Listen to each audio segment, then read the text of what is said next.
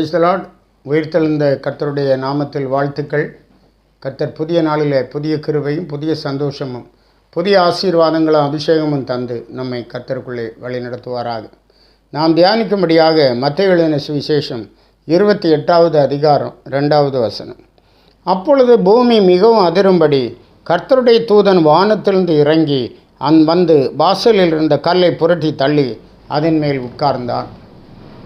இயேசு கிறிஸ்துவை சிலுவையில் அறைந்து அடக்கம் பண்ணினார்கள்.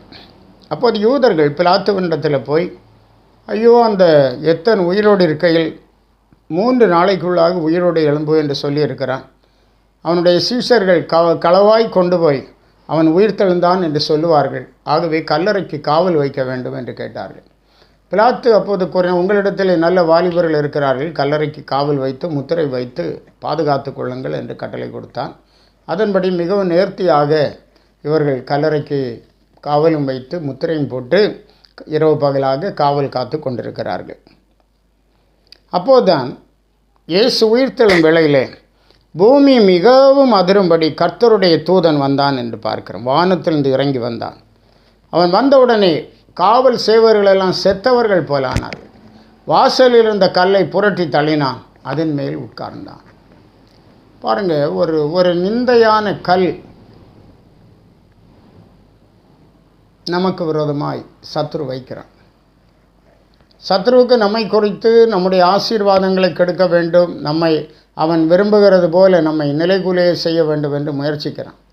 இதற்காக அவன் எவ்வளோ முயற்சிகளை எடுக்கிறான். மாத்திரமல்ல, அவனுடைய திட்டம் மாற்றப்படக்கூடாது என்கிறதில் ஜாக்கிரதையாக இருக்கிறான். யூதர்களுக்கு ஒரு பழக்கம், அந்த திட்டம் மாற்றப்படக்கூடாது என்றால் அங்கே ஒரு கல்லை கொண்டு வைப்பாங்க, அதில் முத்திரை போடுவார்கள்.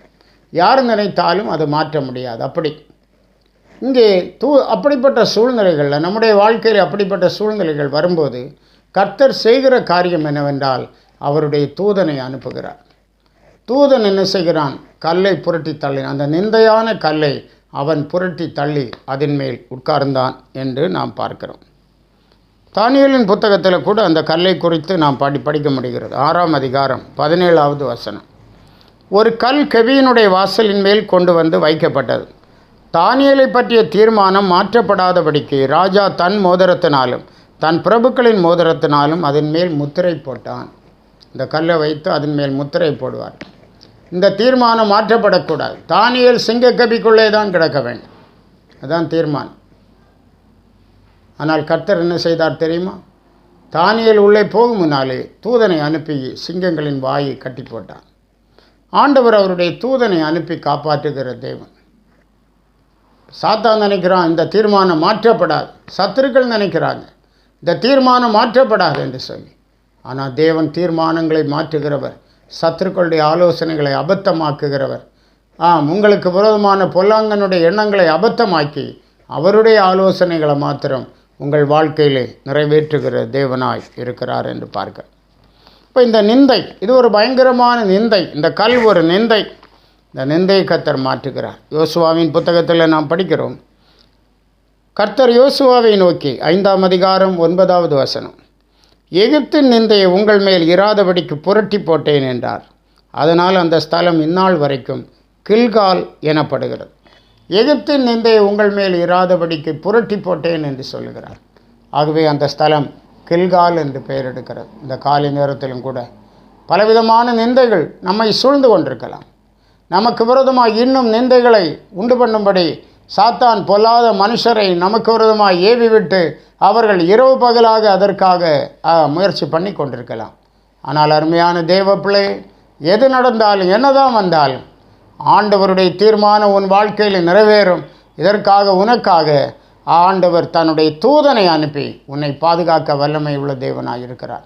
கர்த்தருடைய தூதன் அவருக்கு பயந்தவர்களை சூழ பாளையம் இறங்கி அவர்களை விடுவிக்கிறார் என்று படிக்கிறதன்படி ஆண்டவர் நிச்சயமாக உன்னை விடுவிப்பார், உன்னை ஆசீர்வதிப்பார், உன் நிந்தைகளை மாற்றுவார், புரட்டி போடுவார்.